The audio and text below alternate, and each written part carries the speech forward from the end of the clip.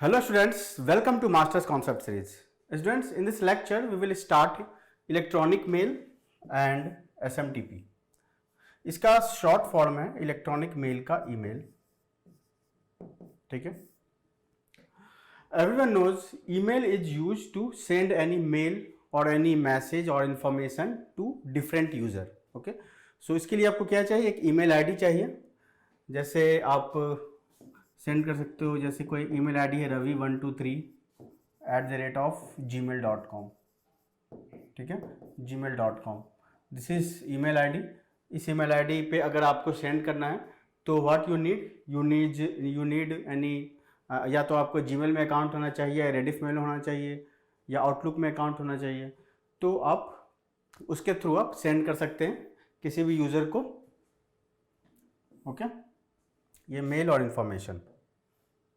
So one of the most popular internet service is electronic mail और email. Okay, and there are different features is involve in this mail और email, जिसको हम basically user agent भी बोलते हैं. क्योंकि email system जो होता है, ईमेल सिस्टम डिवाइडेड होता है 3 टाइप्स में: user agent, message transfer agent and message access agent.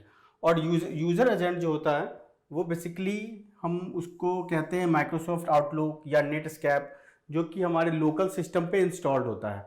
कि अगर आपके कंप्यूटर सिस्टम पे कोई अगर इस तरह के अगर ऐप हैं, देन माइक्रोसॉफ्ट आउटलुक या जीमेल या रेडिफ मेल, तो आप किसी को भी मैसेज सेंड कर सकते हैं. तो what is the feature of this user agent? User agent के डिफरेंट फीचर्स हैं, like composing the message. You can compose means अगर आपको सेंड करना होता है तो आप क्या करते हो, आप पहले कंपोज करते हो मेल मैसेज को, और उसको उस मेल आईडी पे आप सेंड कर सकते हो. या अगर किसी ने आपको मैसेज सेंड किया है तो आप उसको रीड कर सकते हो. ठीक है, रीड करने के लिए क्या चाहिए आपको? ऑथेंटिकेशन चाहिए.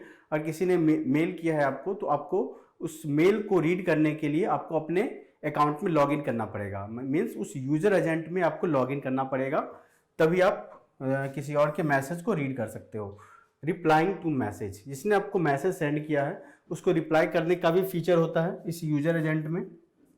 Forwarding the message. Forwarding the message means अगर कोई मैसेज आया आपके पास, तो आप अगर किसी थर्ड पार्टी को सेंड करना है तो उस केस में you can just forward the message, जो कि मैसेज जो है एज इट इज़ है, वो एज इट इज़ मैसेज जो है वो थर्ड पार्टी को सेंड हो जाएगा.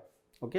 एंड हैंडलिंग मेल बॉक्सेस, जिसमें हम जानते हैं कि यूजर एजेंट में या आउटलुक में या जीमेल में 2 तरह के मेल बॉक्सेस होते हैं. पहला होता है इनबॉक्स एंड दूसरा होता है आउटबॉक्स. इनबॉक्स क्या होता है कि जो भी मैसेज आपको आया है, रिसीव हुआ है, जिसको आपको रीड करना है, you can read it from inbox. Okay, तो इनबॉक्स से आप उसको रीड कर सकते हो. और अगर आपको सेंड करना है तो जो मैसेज आप सेंड करोगे that is stored in the outbox. तो यहाँ पे यूजर इस इनबॉक्स में जो भी मैसेज है या आउटबॉक्स में भी जो सेंड किया हुआ मैसेज है उसको वो कभी भी रीड कर सकता है या कभी भी डिलीट कर सकता है. तो एज पर देयर कन्वीनियंस, अगर मेल फुल हो गया है तो they have to delete the older message. तो इस केस में मेल बॉक्स को हैंडल करने की रिक्वायरमेंट होती है.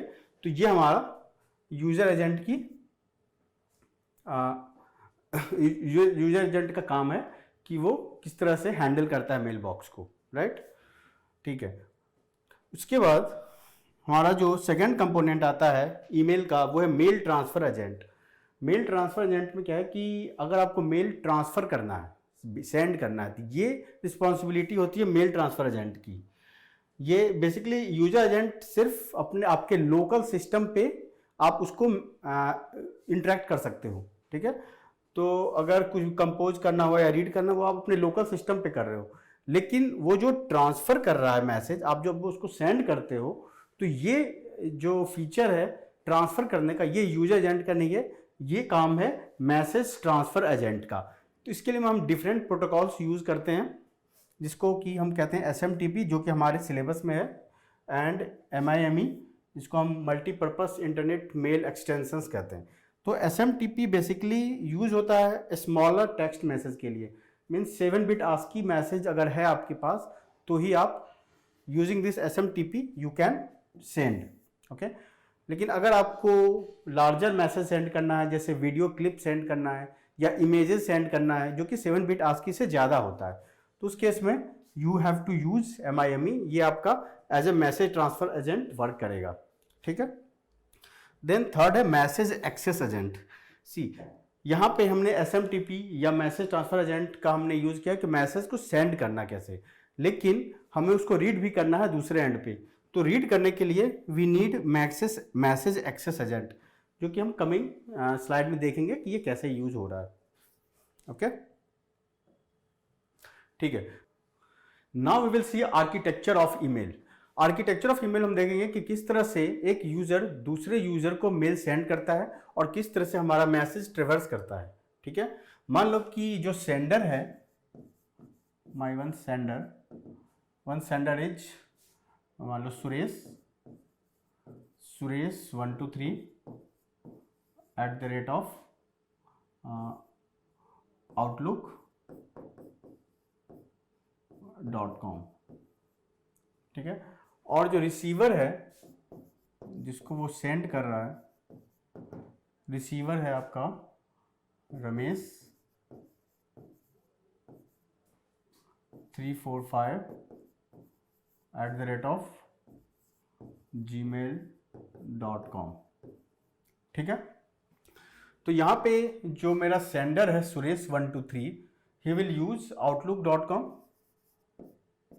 outlook user agent he will use, or using this mail id suresh123@outlook.com he will send the message to the local mail server। तो local mail server पे इस सेंडर का एक मेल बॉक्स क्रिएट हो जाएगा। तो यहाँ पे जो आप देख रहे हो outlook.com, दिस outlook.com और this gmail.com, this is called a domain name, okay. और ये सुरेश 123 या रमेश 345, ये जो है ये है मेल बॉक्स का एड्रेस है इन मेल सर्वर, ठीक है। तो यहाँ पे जब यूजर एजेंट सेंड करेगा अपने लोकल मेल सर्वर पे, then the message is stored in the Q.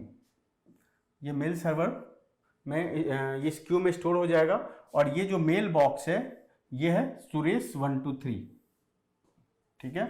This is Suresh 123, okay. अब ये मेल सर्वर की रिस्पॉन्सिबिलिटी है कि वो इस मैसेज को सेंड करे इस रिसीवर के एंड पे। तो इस रिसीवर के एंड पे जो मेल सर्वर होगा वो होगा आपका gmail.com, राइट। और उस gmail.com में जो है जो रमेश 345 जो मेल बॉक्स है उसके लिए एक स्टोरेज क्रिएट होगा मेल सर्वर के पास, क्योंकि इस मेल सर्वर के साथ भी एक यूजर एजेंट होगा जो कि रमेश 345 होगा, राइट। इसके कॉरस्पॉन्डिंग भी एक मेल बॉक्स क्रिएट हुआ होगा इस मेल सर्वर में, और इस मेल को सेंड करने के लिए we need message transfer agent, right. तो वो जो मैसेज ट्रांसफर एजेंट है वो मेरा है SMTP, ठीक है, सिंपल मेल ट्रांसफर प्रोटोकॉल। तो ये मेल इस प्रोटोकॉल की हेल्प से चला जाएगा इस मेल सर्वर पे, जहां पे इस मेल बॉक्स के लिए जो स्टोरेज है उसमें वो मैसेज स्टोर हो जाएगा। अब जो यूजर एजेंट है रमेश 345 के कॉरस्पॉन्डिंग वो देखेगा कि मेल सर्वर पे उसके कॉरस्पॉन्डिंग एक मेल रिसीव हुआ है। तो उसमें ये जो सिस्टम है रमेश के लिए, वो Ramesh have to authorise first, then he can read that mail from mail server, ठीक है। तो ये काम जो यूजर एजेंट का है, पहले ये जो हमारा रमेश 345 है वो लॉगिन होगा उस यूजर एजेंट के थ्रू। यूजर एजेंट आपका इसमें क्या है gmail.com, इसमें वो लॉगिन होगा, और लॉगिन होने के बाद वो इस मेल सर्वर से इस डेटा को पुल कर लेगा, ठीक है। तो यहाँ पे हम क्या यूज कर रहे थे, मैसेज ट्रांसफर एजेंट, मीन्स ये मैसेज यहाँ ट्रांसफर हो रहा है, मैसेज ट्रांसफर एजेंट, इसके लिए हम SMTP यूज कर रहे हैं। और यूजर एजेंट के केस में, जब रिसीवर एंड के केस में, यहाँ mail server is not going to transfer any message to user agent, यहाँ पे यूजर एजेंट को पुल करना पड़ेगा मैसेज को। तो यहाँ पे हम डिफरेंट प्रोटोकॉल यूज करेंगे, या इसको हम कह सकते हैं मैसेज एक्सेस एजेंट, ठीक है, मैसेज एक्सेस एजेंट। और इस केस में हम यूज कर सकते हैं POP3 और IMAP4। दैट्स वाई SMTP को हम पुश प्रोटोकॉल बोलते हैं और POP3 या IMAP4 को हम पुल प्रोटोकॉल बोलते हैं, ठीक है, ओके। तो यहाँ सिंपल मेल ट्रांसफर प्रोटोकॉल में हम देखेंगे कि इसका जो बेसिकली मेन गोल होता है वो है transfer the mail reliably and efficiently. Reliably और एफिशिएंटली मतलब होता है कि जो भी हम मैसेज सेंड कर रहे हैं सेंडर एंड से रिसीवर एंड को, वो सक्सेसफुली रिसीव हो जाए रिसीवर एंड पे। तो बिफोर इनिशिएटिंग SMTP एग्जीक्यूशन हम पहले TCP कनेक्शन इस्टेब्लिश करता है क्लाइंट जो है SMTP client who will start TCP connection on port number, well known port number 25। ये SMTP के लिए पोर्ट नंबर डिफाइंड है, वेल नोन पोर्ट नंबर 25। और जैसे ही कनेक्शन इस्टेब्लिश होता है पोर्ट नंबर पे, वैसे ही SMTP सर्वर विल रिस्पॉन्ड और इंट्रोड्यूस हिमसेल्फ। वो हम नेक्स्ट स्लाइड में देखेंगे इस चीज़ को। और उस इंट्रोडक्शन में हम डिफरेंट कमांड्स यूज करते हैं, क्योंकि अगर एक बार कनेक्शन इस्टेब्लिश हो गया उसके बाद क्लाइंट और सर्वर के बीच एक कम्युनिकेशन इस्टेब्लिश होगा, means they will share their information. और जब वो सक्सेसफुली वो शेयरिंग, वो कन्वर्सेशन और वो इंट्रोडक्शन इस्टेब्लिश हो जाएगा, उसके बाद हम इंफॉर्मेशन सेंड करेंगे। तो there are different command used in both hand. पहला है कि जब SMTP क्लाइंट कमांड के लिए हम देखेंगे कि SMTP क्लाइंट के केस में वी यूज हेलो और mail from, receipt to, data, quit. इनका अलग अलग मीनिंग है। जैसे hello means senders host domain name, अगर क्लाइंट को अपना डोमेन नेम इंट्रोड्यूस कराना है, जैसे कि ravi123@outlook.com, तो यहाँ पे using this keyword hello, sender will give information about their domain name to the receiver. फिर मेल फ्रॉम के केस में ईमेल एड्रेस ऑफ सेंडर, जिसे सेंड करना है उसका इंफॉर्मेशन वो इस कीवर्ड के थ्रू देगा। या रिसिप्ट टू, रिसिपेंट कौन है, ठीक है, रिसिपेंट कौन है मीन्स रिसीवर कौन है उसकी इंफॉर्मेशन। मेल फ्रॉम कौन भेज रहा है। फिर data, body of the message, and जब उसको टर्मिनेट करना है then he will use quit command, okay. ये हम देखेंगे वन बाय वन एक डायग्राम के थ्रू। फिर इसी तरह से SMTP सर्वर रिस्पॉन्स के केस में SMTP सर्वर जो है वो डिफरेंट कोड देगा कि डिपेंड अपॉन देयर स्टेट, क्योंकि इस स्टेट में is he ready to service the request, तो उस केस में वो इन कोड को देगा। इस 220 मतलब हुआ कि अगर सर्विस रेडी है तो ही विल सेंड 220। 221 मीन्स अगर उसको सर्विस क्लोज करना है, उस ट्रांसमिशन, जिस ट्रांसमिशन चैनल पे एग्जीक्यूशन हो, ट्रांसमिशन हो रहा है मैसेज का, तो उसको क्लोज करना है, तो उस केस में वो 221 कोड देगा। 250 कोड देगा जब रिक्वेस्ट कमांड कंप्लीट हो जाएगा। सिमिलरली अगर स्टार्ट मेल इनपुट मीन्स वो क्लाइंट को बताएगा कि यू कैन स्टार्ट मेलिंग और you can send the message, तो वहाँ पे वो 354 कमांड देगा। वो वन बाय वन देखते हैं। See after TCP connection established at the 25 port number, तो यहाँ on the 25 port number MTA server, ये है 25 पोर्ट, ये पोर्ट नंबर 25 पे जैसे ही मेरा कनेक्शन ओपन हुआ तो वैसे ही MTA server will send 220 and ismaster.org। इसका मतलब हुआ ismaster.org मीन्स हुआ this is a domain name, this is domain name, he will introduce about their domain name. तो यहाँ पे 220 का मतलब क्या हुआ, सर्विस रेडी, मीन्स जो भी सर्विस क्लाइंट चाहता है वो रेडी है, then he can send the request. तो यहाँ पे MTA client means client side जो है वो अपना इंट्रोडक्शन देगा कि he is going to transfer the message and this is the hello command and rediffmail.com, means वो अपना डोमेन नेम का इंफॉर्मेशन देगा। हेलो का मतलब आप देख लो यहाँ पे, हेलो का मतलब हुआ कि सेंडर्स होस्ट डोमेन नेम। यहाँ सेंडर्स होस्ट डोमेन नेम का जो है इंफॉर्मेशन प्रोवाइड कर रहा है क्लाइंट हेलो कमांड के through. Then MTA server will send 250 okay. 250 okay का मतलब request command completed, means both are give introduction to each other, जो कंप्लीट हो गया है। उसके बाद मैसेज इन प्रोग्रेस। अब मैसेज सेंड, पहले तो इंट्रोडक्शन हो गया कि what is your domain, what is my domain name, okay. TCP connection establish होने के बाद उसके बाद client will send their other informations to the client. Mail from means वो कहाँ से मेल आ रहा है, ठीक है, मीन्स वहाँ पे एक मेल बॉक्स का भी इंफॉर्मेशन रहेगा, मीन्स टोटल मेल, जैसे ravi1234@outlook.com, तो वो कंप्लीट मेल जो है वो सेंड करेगा MTA सर्वर को। MTA सर्वर बोलेगा ओके 250, ठीक है, means your request is completed. 250 का मतलब है रिक्वेस्ट कमांड कंप्लीटेड,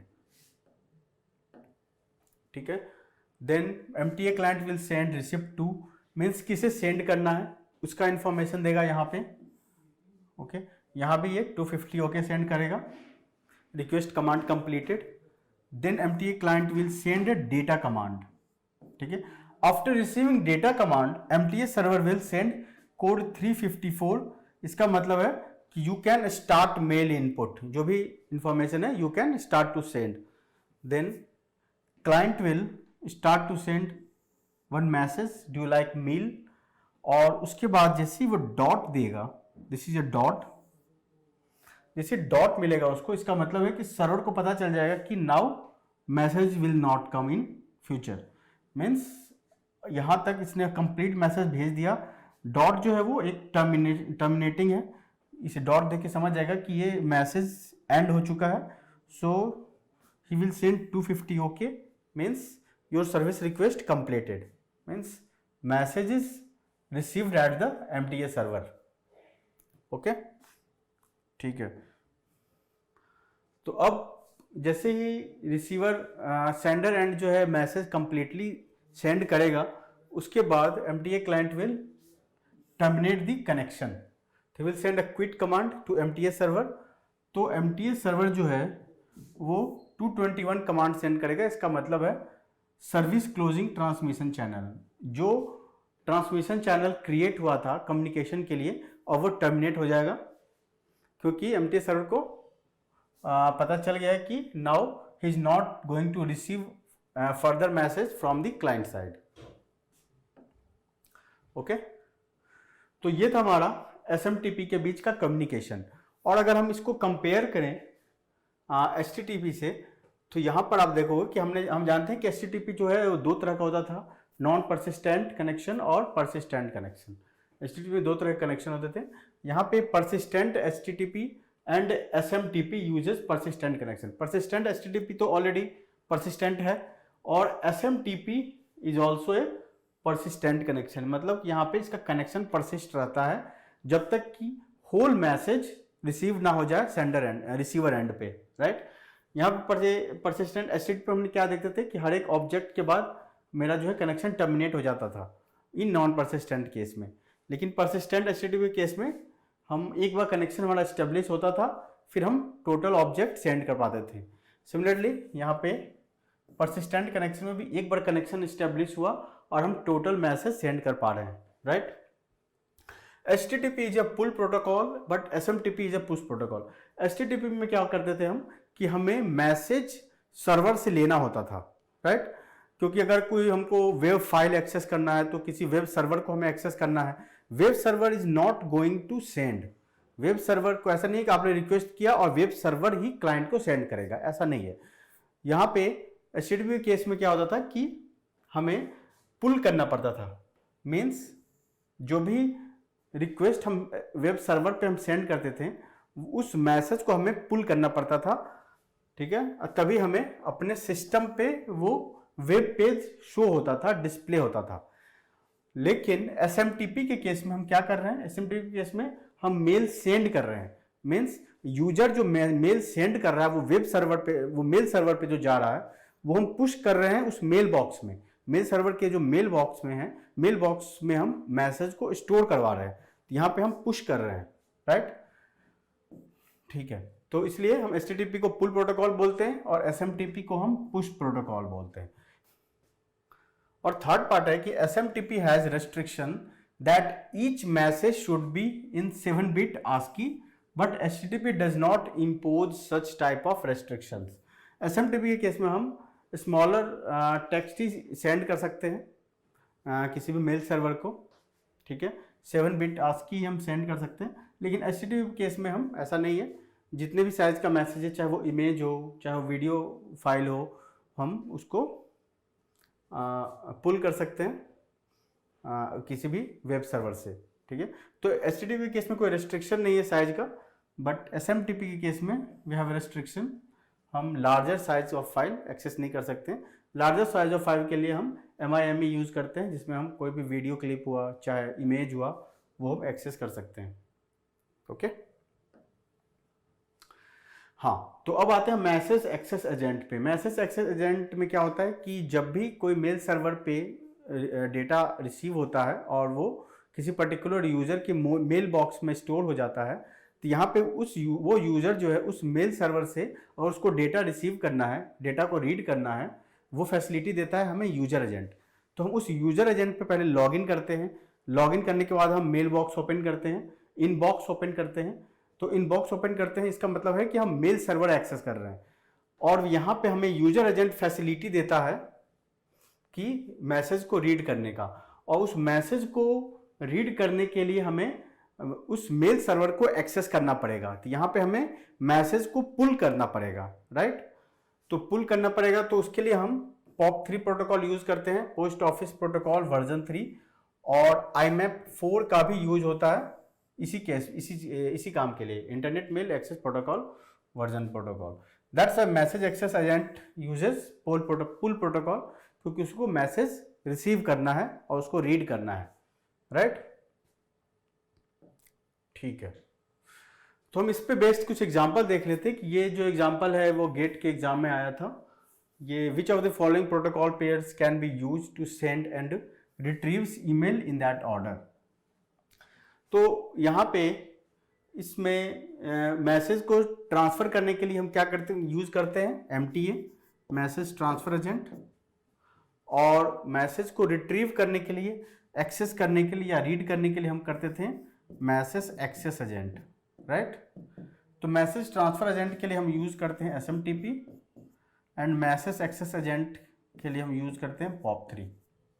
तो इसका मतलब इसका ऑप्शन बी है, ठीक है, ओके।